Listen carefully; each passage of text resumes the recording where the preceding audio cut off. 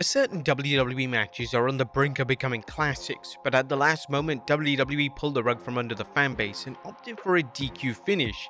A DQ finish, whilst disappointing, is a surefire way to continue a rivalry, but when the DQ finish takes place on a major pay-per-view, fans leave the event feeling short-changed. Join us now as Wrestlelamia looks at 10 incredible WWE matches that ended in a DQ. Be sure to subscribe and hit that notification bell for daily wrestling videos, and follow us on Facebook for exclusive lists. Also check out our new channel, Wrestlelamia Shorts. Number 10. AJ Styles vs Samoa Joe, SummerSlam 2018. A WWE booked a certified dream match for the 2018 SummerSlam event. AJ Styles was going to defend his prestigious WWE title against Samoa Joe. These two had classic after classic back in TNA, and now it was time for the two to work their magic in a WWE ring. The match itself was great, but the finish came when Joe began to taunt AJ's family, leading to AJ attacking Joe with a steel chair. This obviously led to a DQ victory for Joe, but due to a title being unable to change hands via DQ, AJ remained WWE Champion. Whilst completely understandable that WWE wanted to continue the feud, SummerSlam is a major event for WWE, and a DQ finish in a WWE title match at the show was incredibly disappointing. If this was Fastlane or something like that, maybe it would have been alright. Number 9. Brock Lesnar vs The Undertaker, Unforgiven 2002. Following Brock Lesnar's victory over The Rock at 2002 SummerSlam event, WWE decided to proceed with the Lesnar vs Undertaker feud over the WWE title. To say that these two had chemistry would be an understatement, as before they even had a match, there was a distinct aura surrounding their segments, and it was no surprise that their Unforgiven match was excellent. Due to their iconic rivalry just getting started, WWE opted to go for a double DQ finish, but thankfully WWE had an exciting spot planned to send the fans home happy. Following the double DQ finish being declared, The Undertaker would throw Lesnar through the set at the top of the stage. It was an exciting moment and planted the seeds for Lesnar and the Dead Man's acclaimed Hell in a Cell matchup, which would follow just 1 month later. Number 8. John Cena vs Kurt Angle, Unforgiven 2005. When John Cena was drafted to Raw as WWE Champion in 2005, they attempted to recapture old magic by emulating the rivalry between Stone Cold and Vince McMahon. Raw GM Eric Bischoff would become Cena's arch-nemesis, and this would be the focal point of Raw for a number of months. Bischoff would recruit Kurt Angle to take down Cena, and the two faced off in the main event of the Unforgiven pay-per-view in 2005. This was a brand-exclusive pay-per-view for the Raw brands. There was a ton of pressure on delivering a memorable main event, which was warranted a pay-per-view price tag. Cena and Angle, as always, had tremendous chemistry in the ring, but the lousy finish of the match ultimately led to the quality of the matchup down. The finish of the match saw Bischoff interfere, but it was Cena hitting Angle with the WWE title, which led to a DQ being called. The finish received audible boos, and it was unclear if WWE executed the planned finish correctly, as it came across awkwardly timed. Nevertheless, WWE tried to create a memorable moment with their post-matchup shenanigans, as Bischoff would attempt to strip Cena of the WWE title, but he received an AA. The pay-per-view would then go off the air with Cena delivering yet another AA, but this time on Angle through the announce table. Number 7. Randy Orton vs Christian, Money in the Bank 2011.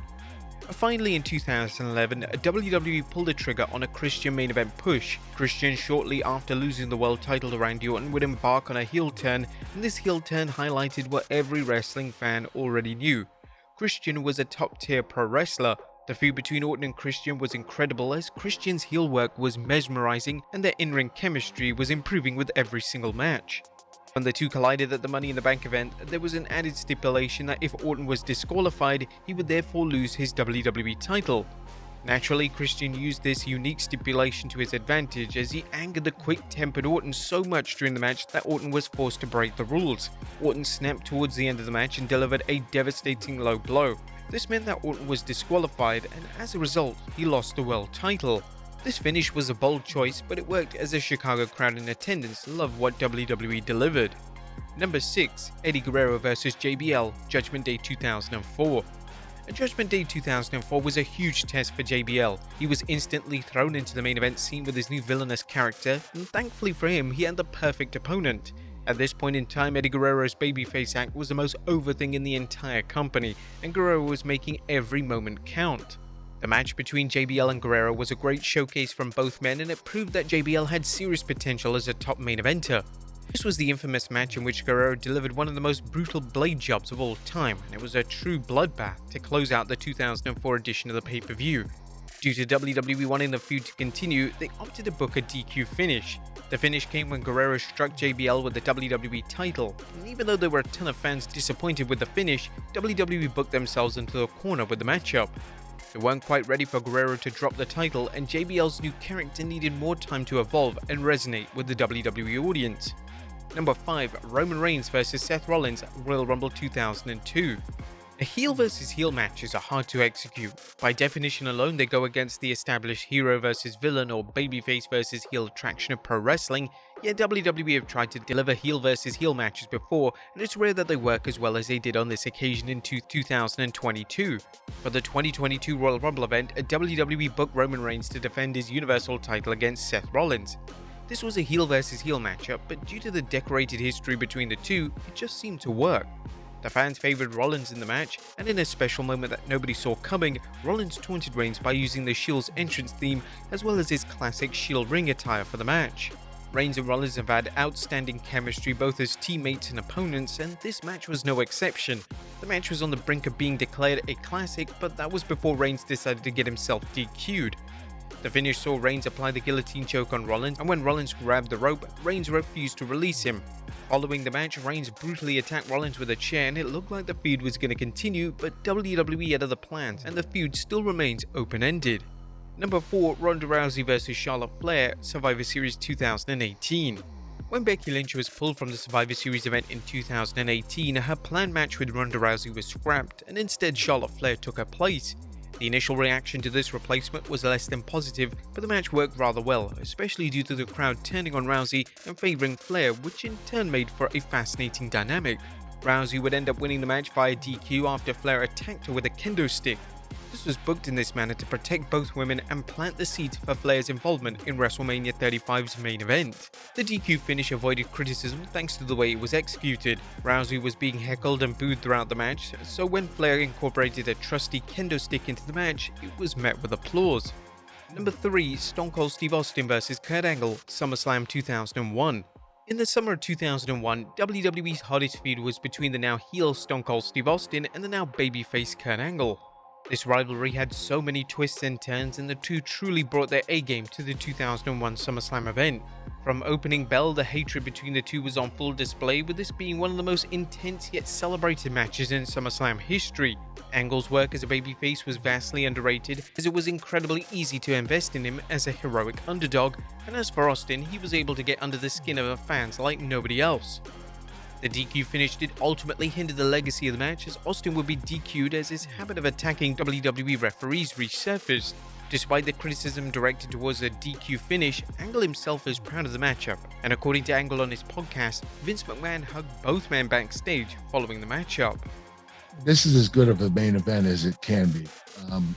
Other than the finish, other than that, you can't get a better match than this. Stone Cold and I were on that night. Oh, he was hugging us. He was like, that was awesome. Thank you so much, guys.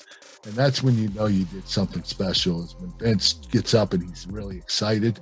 And Vince was very excited about this match. Saw money. Number 2. John Cena vs Randy Orton, No Way Out 2008.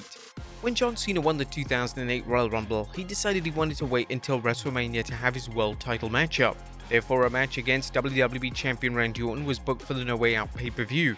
The match itself was a typical Cena vs Orton match, but the finish has since become a meme. Out of nowhere, Randy Orton randomly decided to slap the referee and get himself DQ'd.